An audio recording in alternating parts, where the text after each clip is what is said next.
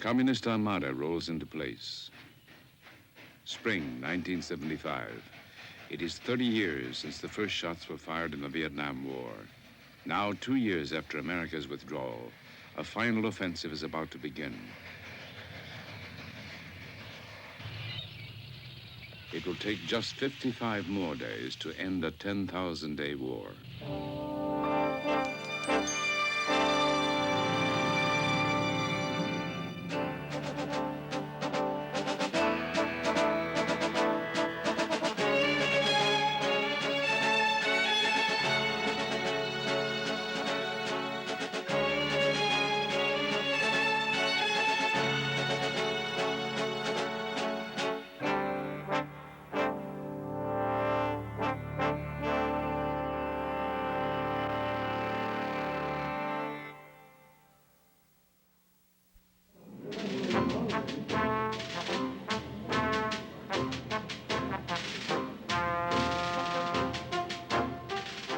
January 1973, the Paris Peace Treaty is signed.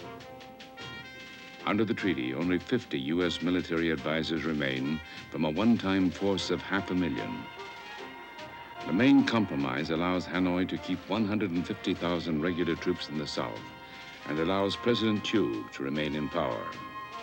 Although Congress forbids further U.S. military action, President Nixon gives Thieu secret assurances that America will use full force if necessary. But in August 1974, Nixon resigns.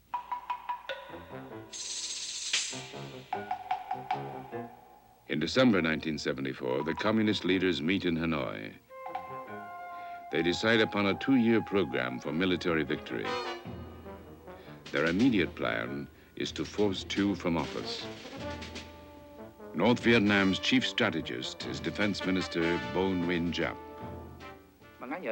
Even in Saigon, people are opposing Thieu and trying to overthrow him. You can't survive if you go against the people's will. The American imperialists thought even when they withdrew their troops from Vietnam, they would still continue to transform part of Vietnam into a new colony of theirs. Even now, if they deploy their Air Force and Navy, they will fail again. The Vietnamese people do not fear such things. It is obvious that our people, in particular our countrymen and soldiers fighting in the South, have beaten the American imperialists. Thieu is still totally dependent on American aid to maintain his army. But Congress wants to end U.S. support. As American aid declines, so does South Vietnamese morale.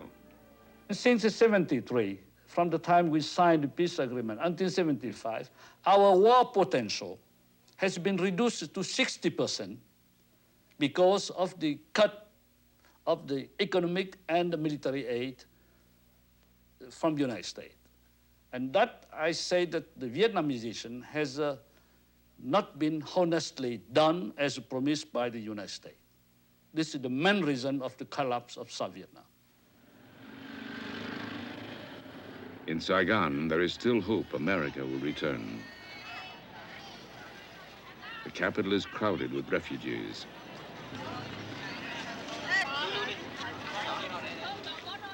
Almost half the country's budget is spent on defense, yet war equipment is not being replaced.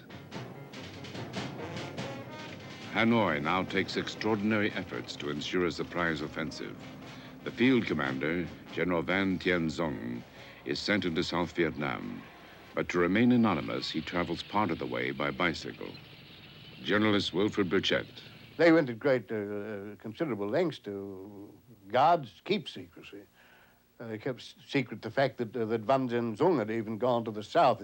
They kept issuing birthday messages or congratulatory messages from Hanoi, signed in his name, and his car went to the staff headquarters at the same time every morning. And so at all levels, they were very conscious of the need for secrecy, and I think very effectively kept the secret.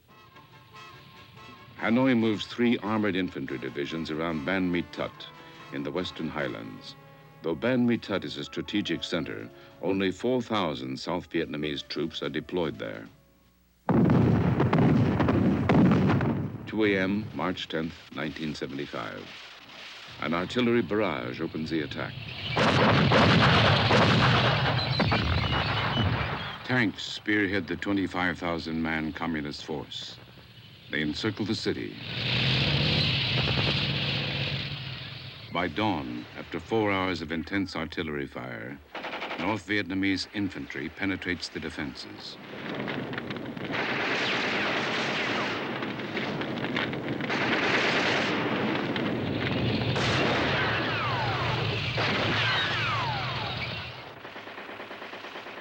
President Thieu has no time to reinforce. On the first day of battle, most of the city is captured.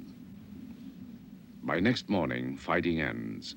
Half of the South Vietnamese soldiers surrender or desert. The first big battle of the final offensive is over. Now, in one of the most controversial moves of the war, President Thieu abandons 2 northern provinces.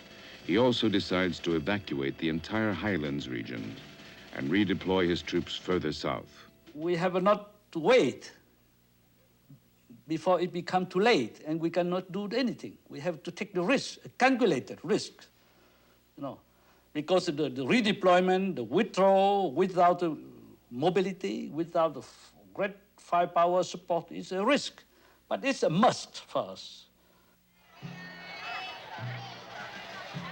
The withdrawal from the highlands becomes a trail of blood and confusion. From the towns of Pleiku and Kon Tum, 500,000 soldiers and civilians flee toward the coast. Military authorities choose an almost unusable highway, believing it safe from communist attack. They are wrong. The North Vietnamese fire on the retreat. It becomes known as the Convoy of Tears.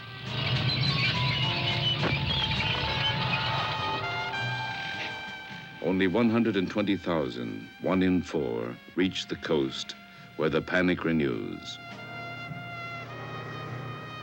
Survivors tell of babies and old people crushed by military vehicles, and of children dying on the road from hunger. The withdrawal was rated one of the worst planned and worst executed in military history.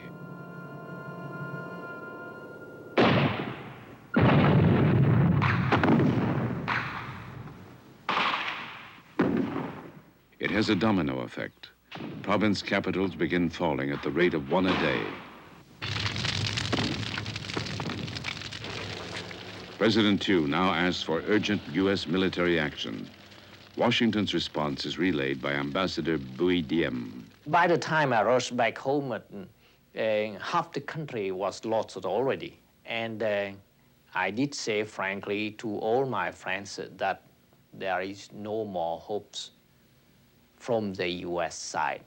It means that if the thing comes to worst, the American wouldn't come back again. So we have to think in terms of realities.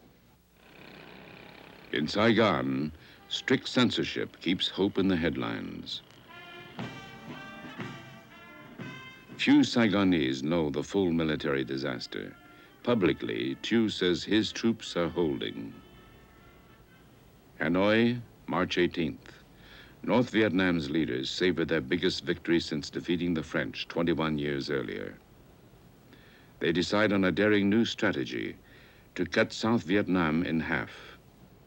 The main prize will be the ancient city of Hue, Vietnam's old capital and spiritual center.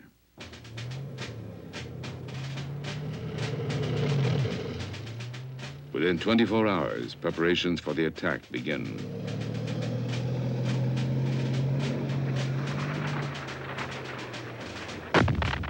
Hue's northern defenses are hit first.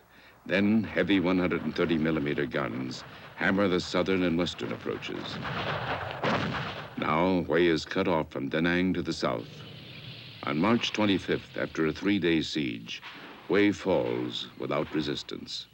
The communist flag had flown here for 28 days during the Tet Offensive in 1968. This time, it will stay. The North Vietnamese advance continues almost unopposed as South Vietnamese forces break and run. At the first communist advance on Hue, the area commander orders retreat. Officers, then their men, abandon the city and its civilians. Their only escape route is the sea, south to Da Nang.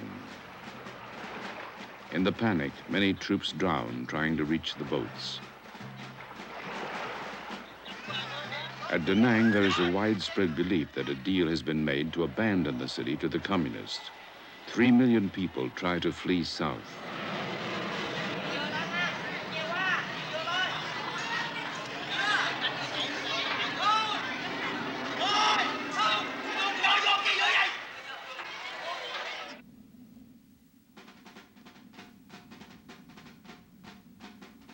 As 35,000 North Vietnamese troops approach Da Nang, the South Vietnamese commander abandons his men. Other officers remove their uniforms and hide.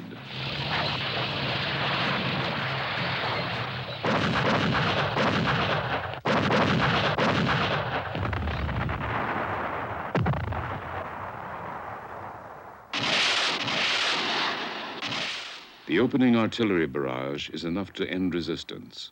100,000 South Vietnamese soldiers surrender after being left leaderless. Da Nang falls in only 32 hours. Former Premier Nguyen Cao Ky. Now, for that final debacle, I have to admit that it's our responsibilities.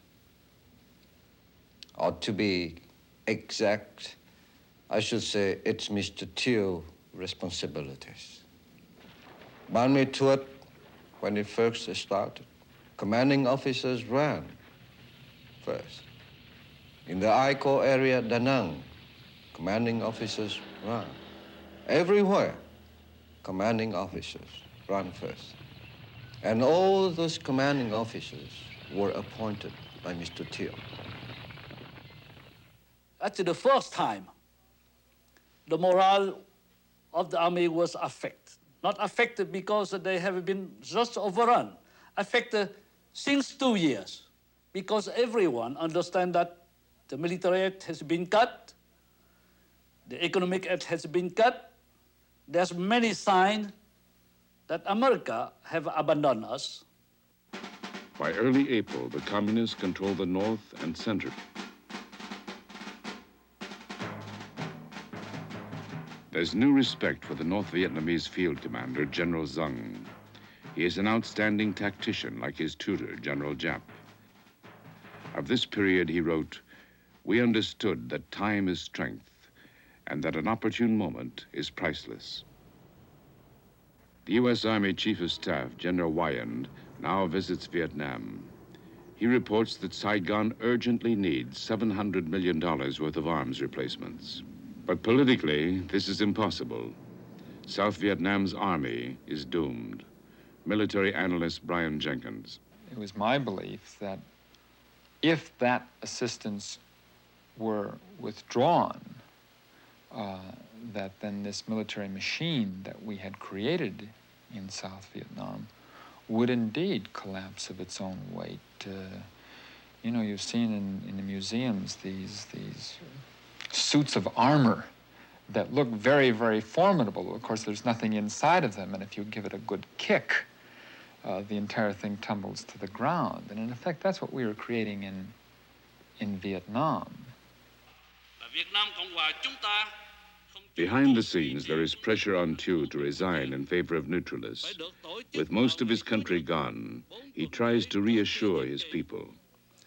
So I have been very calm at that period. We have been overrun, but not all. 1/3 of the army has been overrun, but not all. 1/3 of the country, or half of the country has been overrun, but not all. We still have many more crucial areas, and we still have strengths. The only special American aid program is called Operation Baby Lift, the evacuation of 2,000 orphans to the United States. It begins tragically. A C-5A, the world's biggest transport plane, crashes outside Saigon, and 140 children die. The disasters in the field can no longer be hidden. Saigon begins to strengthen its highway perimeters. The communist advance is almost 2 years ahead of Hanoi's expectations. North Vietnam expert Wilfred Burchett. Well, right at the beginning, it was felt that for the first season, offensive season attack, it would be good enough if they got to Da Nang, dug in there, consolidated and so forth, and then the next operational season went on down to Saigon and the Mekong Delta. But it was the panic in Hue and the collapse in Da Nang and the ease with which all these provincial capitals just fell one after another. And the fact that the Saigon command was unable to consolidate its troops. They were not able to withdraw properly and regroup. And everything was done in a very slipshod and haphazard fashion with very, very little morale. The only real battle was, in fact, at Xuan Loc. Xuan Loc is a small provincial capital only 38 miles northeast of Saigon. It blocks the main communist advance. Xuan Loc is the last hope for those who believe an all-out stand can prevent military collapse.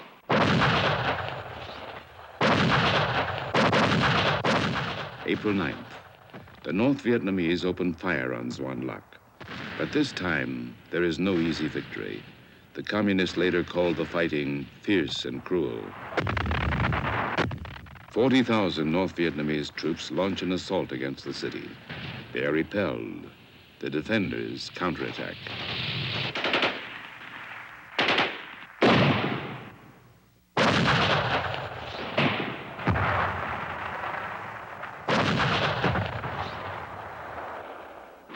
In anxious Saigon, the name Xuan Loc becomes synonymous with hope and heroism.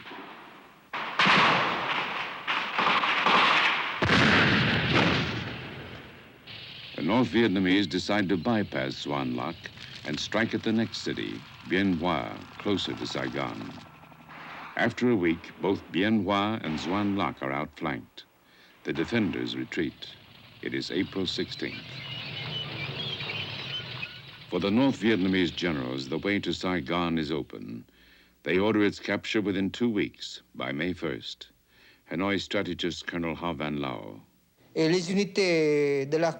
army units that had the mission of encircling and attacking Saigon only took with them what was necessary for the fight. Some advanced in convoys, others advanced on foot and ran and made 50 kilometers a day.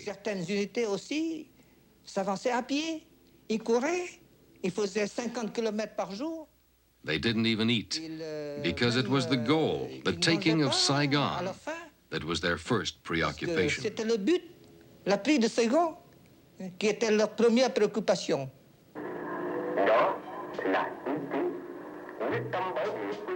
Saigon itself appears calm, but tension mounts as supplies of gasoline and other commodities grow short.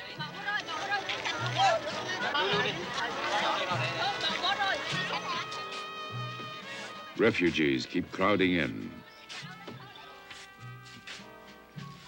Now the elite see no way out.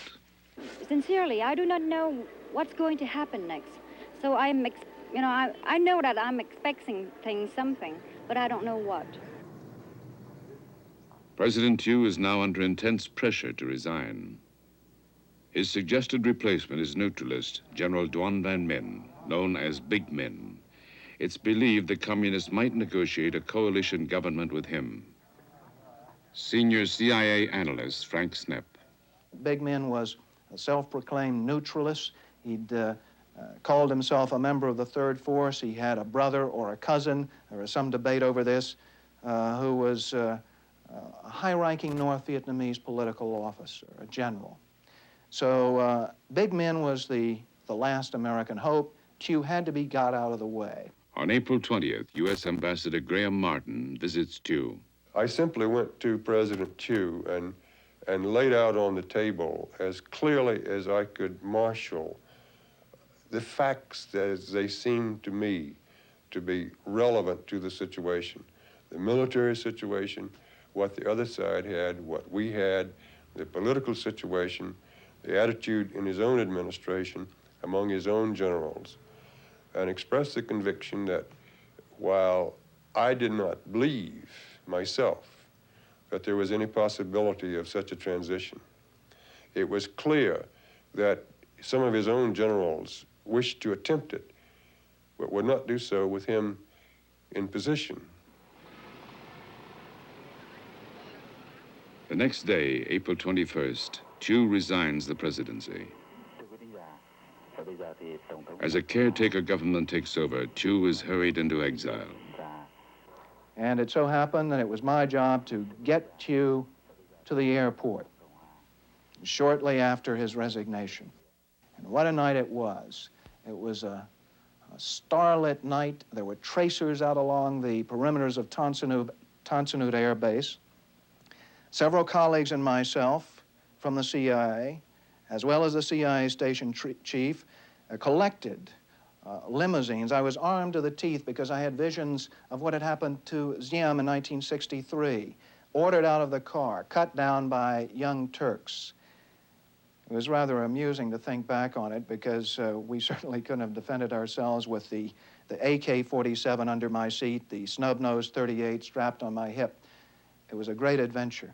And I looked in the rear view mirror at Thieu's eyes, and they were glistening with tears at that point as we passed through the air base on the way to the airplane that was to whisk him out of the country. Thieu leaned over the seat, and he said, "Thank you for all you've done." And it came to me, thank you for what? For the 50,000 American lives that have been given here in Vietnam. And I thought about saying that, but being the the loyal bureaucrat I was, I kept my mouth shut, shook his hands. The man was crying. I guess he didn't need that final humiliation. He ran up to the airplane. There were cameras banging on various lapels. The suitcases were whisked aboard. And there was Ambassador Martin, immaculately tailored. He was wearing his horn rim glasses, I believe, looking very much like a professor. Nothing like an ambassador bidding farewell to the last vestige of the American experiment in Vietnam.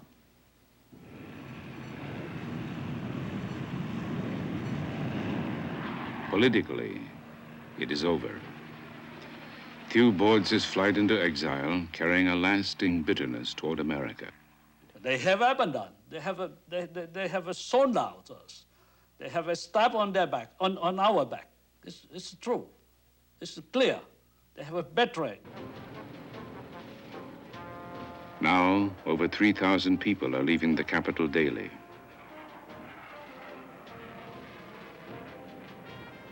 Embassies begin to empty. American personnel are preparing final evacuation plans. The rich and influential South Vietnamese have already gone. April 23rd, 1975. Communist forces less than 30 miles from Saigon begin an advance on all sides. Hanoi had calculated on a final offensive lasting perhaps 2 years, but only 7 weeks have passed since the offensive began. The battle plan sends 100,000 troops hurtling at Saigon from 5 directions. Their orders are to penetrate and occupy Saigon within a week. The sounds of battle can be heard in the city. Hundreds of thousands seek escape. Many fear they will be executed by the victorious communists. Their only hope is the American embassy and an airlift to the United States. On the same day as the North Vietnamese advance, President Gerald Ford, in a speech in New Orleans, declares, "The war is over." Today, America can regain the sense of pride that existed before Vietnam. But it cannot be achieved by refighting a war that is finished as far as America is concerned.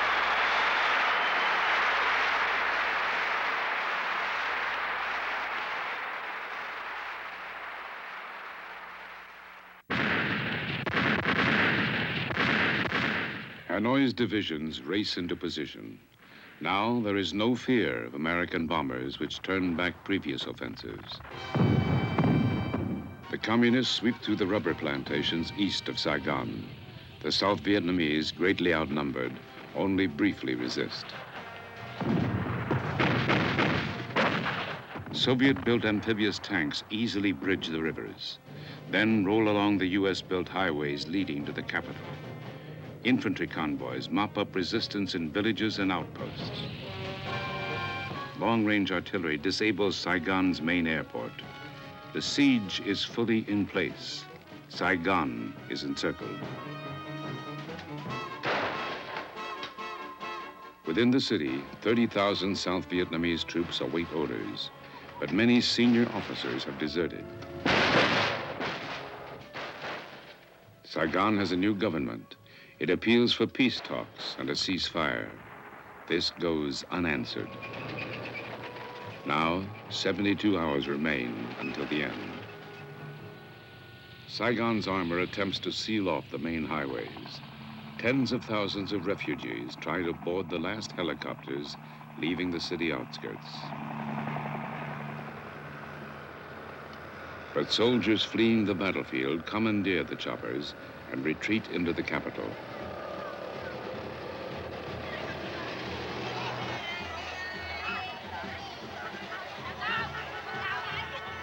The refugee flood is greatest on the main artery from the east, a four-lane highway once the pride of American engineers. Civilians and retreating soldiers sweep aside checkpoints in their haste to escape the onrush of battle.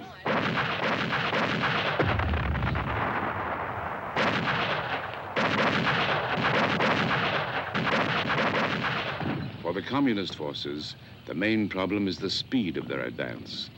The troops are moving so quickly, it is difficult to supply them.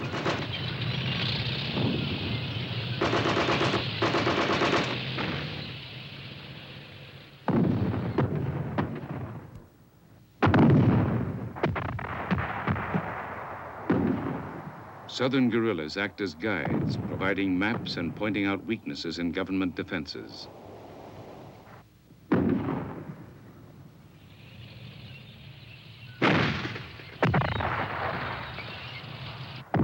By now, 20,000 communist troops are within 12 miles of the city.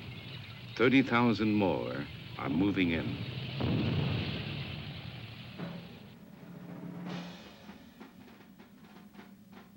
In his dispatches, the communist field commander, General Zeng, likens his forces to a divine hammer held aloft. Saigon's army, he wrote, trembled in fright, watching the hammer descend.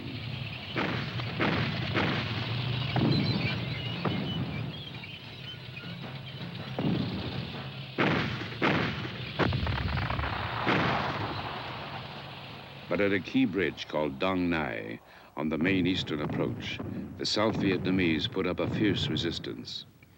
The bridge changes hands several times before the communists secure it. A major route into Saigon is now open to the attacking force. With 3 nights remaining, the communists intensify the fighting. Infantry and artillery assault the city perimeter, but here they halt.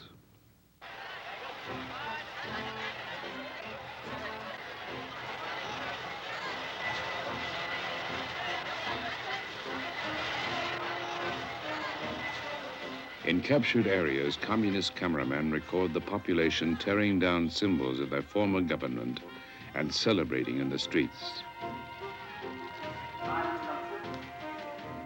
In Saigon, too, the streets fill. Here, the emotion is fear. The large Catholic population is especially nervous. Thousands gather to hear former Prime Minister Nguyen Cao Ky. He denounces his countrymen who have fled. Armed resistance can bring negotiations, Ky says.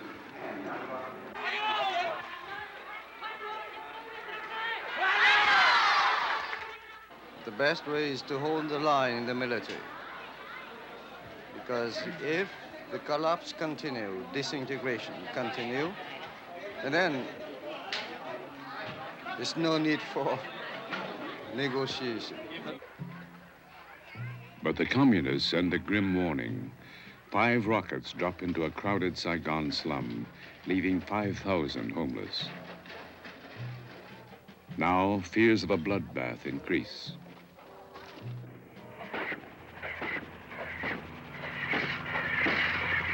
The next day, April 28th, the ring around Saigon tightens. Saigon troops rush to the Newport Bridge on the city outskirts. North Vietnamese commandos hold the far side of the bridge.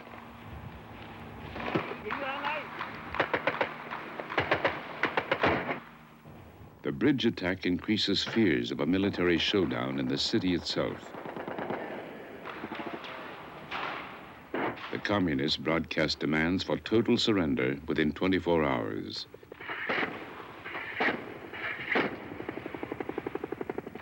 The deadline abruptly ends hopes for a political settlement, and it activates evacuation plans for 3,000 Americans. With the Newport Bridge attack, Saigon's discipline breaks. As the Army of South Vietnam makes a final stand, civilians loot the nearby American commissary. Deserting soldiers join in.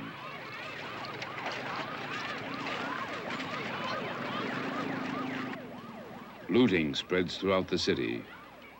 It is the last of the old life, the last hours in the death of a nation.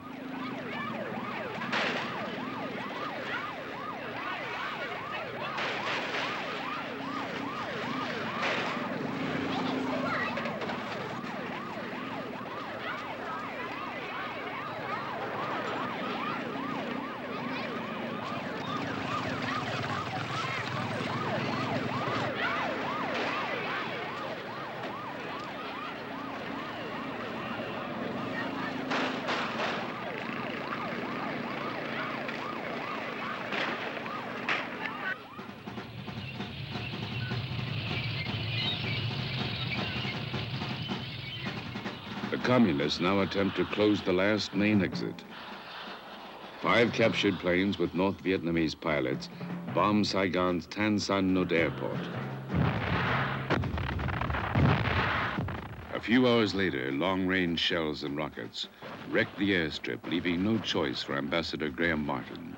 And I picked up the phone and told Secretary Kissinger to inform the president that I had decided that we would have to go to option 4 to the helicopter airlift for the remaining Americans and for such Vietnamese as we could get out.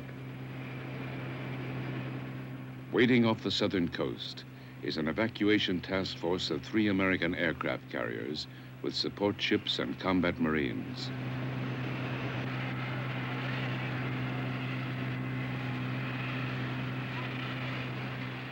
Noon, April 29th. The final exodus is about to begin. The ballad, "I'm Dreaming of a White Christmas," is the code signal for the final American departure. As it plays over the American service radio, officials, businessmen, and journalists gather at the embassy.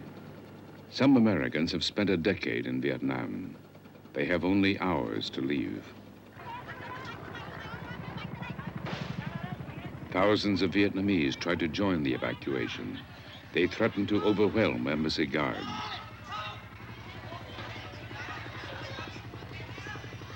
For years, the symbol of a wide-ranging war, the helicopters can now only land on the embassy roof or in its secluded compound.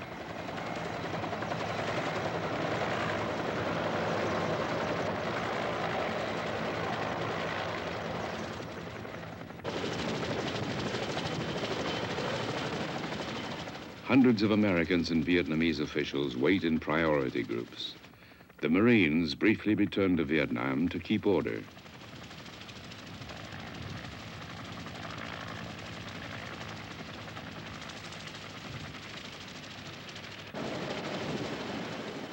Some embassy staff spend their last moments shredding documents. Each chopper takes an hour to reach the evacuation fleet. Only a relative few can make it. One is former Prime Minister Key. I landed on the Midway aircraft carrier And the admiral captain of the ship received me. And he left his office with his staff and just leave me alone. So I stood there for 15 or 25 minutes just crying by myself. I couldn't stop it. Even I said to myself, oh no, I'm a soldier. Never cry. But it happened.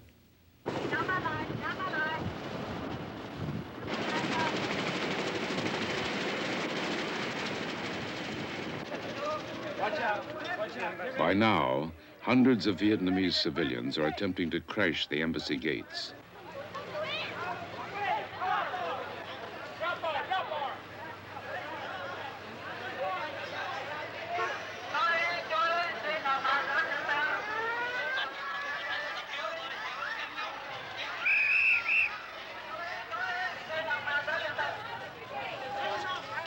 Only the most persistent break through and get a chance to escape.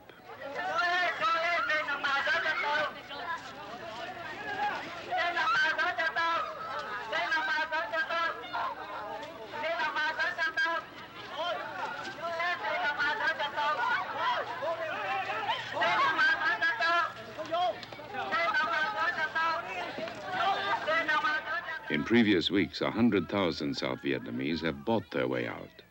But the sudden American evacuation still leaves behind many long-serving Vietnamese. Senior CIA analyst Frank Snepp. I was sitting by the radios at the top floor of the embassy, monitoring the flow of intelligence as it continued to come in from various places.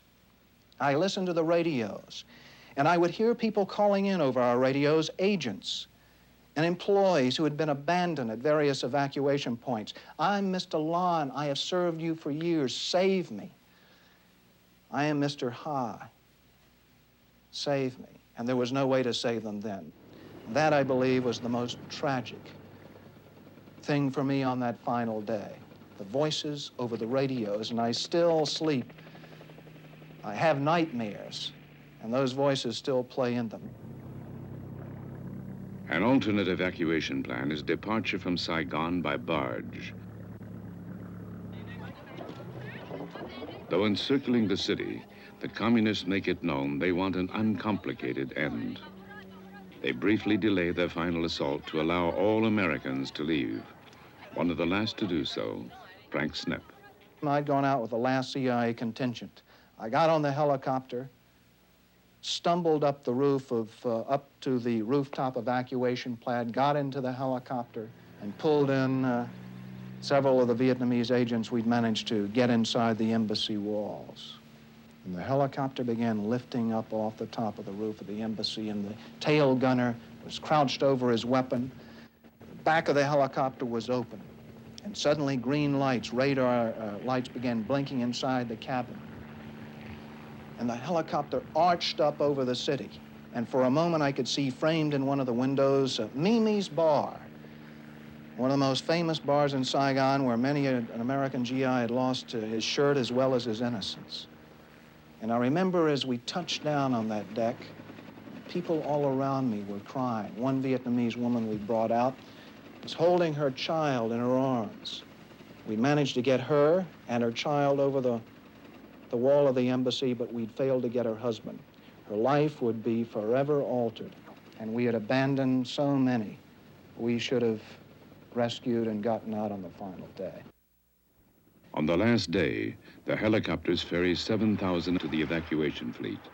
Weapons are thrown overboard to prevent trouble.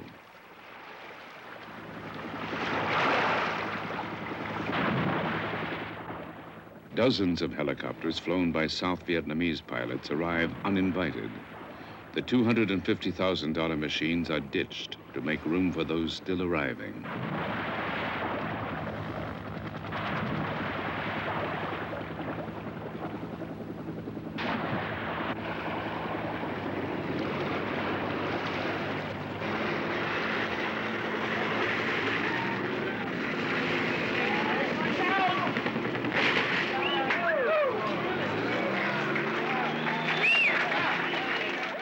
Ambassador Martin wants to extend the evacuation. Washington rejects the recommendation as too risky. I then drove to my house to pick up my wife. I think the Marine Guard log showed that I was there for 11 minutes. She packed one bag and walked out. She had left everything that we had because, again, to provide this aura of stability, we had not packed anything because the minute that we had picked up one thing to send out, it would have been known all over Saigon. So she paid the sort of a higher penalty than I did in the sense of losing some of the treasured possessions of a lifetime. Martin is among the very last to leave. At 4:30 a.m. Saigon time, the senior American official in Vietnam gets a final order. This young helicopter pilot came into my office with this scroll on the back of a pad that I never forget it. I mean, the name of the helicopter was the Lazy Ace, I think. And the President of the United States directs that Ambassador Martin come out on this helicopter. Well, what do you do then? I mean, do you try to emulate Admiral Nelson and put your blind eye out of the telescope, you know? I mean, you didn't hear or you didn't get it. And then for 45 years, I had been a disciplined officer of the United States government, and that I would not sort of spoil it in the end by any act of disobedience, and so I got on the chopper and came out.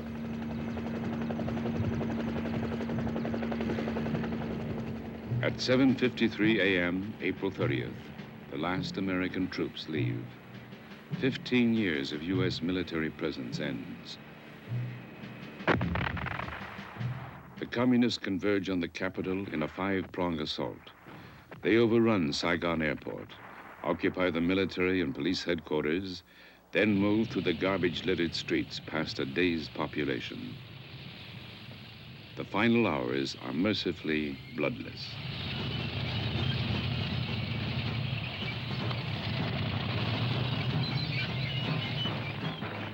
A symbolic target is the presidential palace.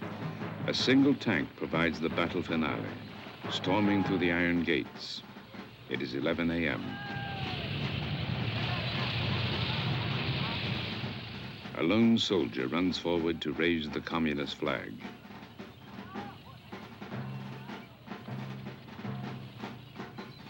By noon, Hanoi's troops fill the city. Their flags are everywhere. At the palace, they arrest South Vietnam's last president, General Duong Van Minh. He is ordered to broadcast a message to his remaining troops. Lay down your weapons and surrender unconditionally. The communist field commander, General Zung, writes of these final victory hours. Our generation had known many victorious mornings, but there had been no morning so fresh and beautiful as this morning of total victory. For most of Saigon, the 10,000-day war ends with little immediate change. The black market reopens. Some soldiers from the north succumb to the temptations. Reforms soon follow.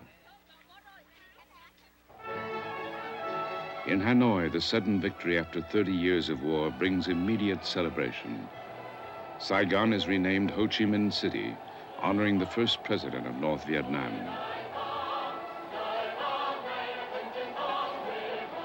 Prime Minister Pham Van Dong. We fought year after year in extremely hard conditions, which went beyond all imagination. Here I would like to repeat President Ho Chi Minh's words, which we consider as a motto, a banner. Nothing is more precious than independence and freedom.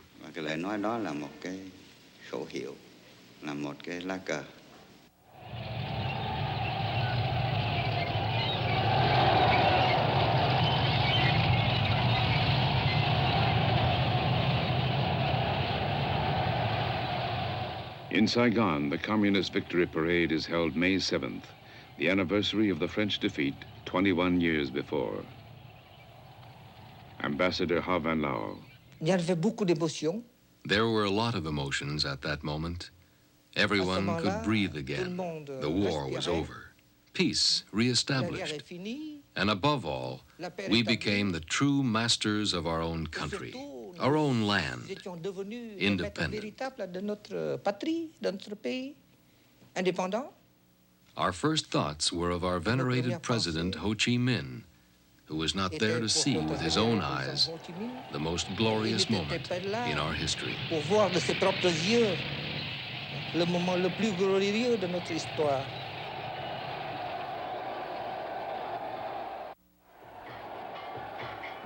Change comes slowly to Saigon. The communist victors initially treat the people with discretion. But the old regime is purged. 200,000 officials and military officers are sent to re-education camps. An estimated 1.5 million city dwellers are forcibly moved to the countryside. Within 2 years, the two halves of the country are officially unified as the Socialist Republic of Vietnam. The Vietnamese People's Liberation Army began as a ragtag assortment of volunteers. The Soviet-equipped North Vietnamese Army, which parades through Saigon, is the 5th largest in the world. This impoverished agrarian nation built up a military force exceeded only by the great powers. This force has brought America its longest and costliest struggle.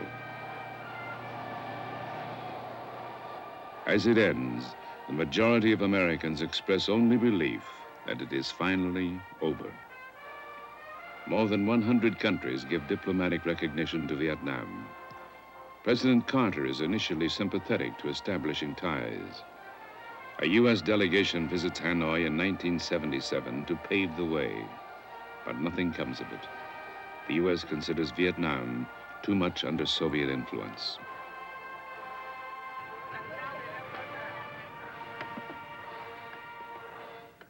The twists of history and the impact of prolonged war leave Vietnam as a shattered land. But it is one land.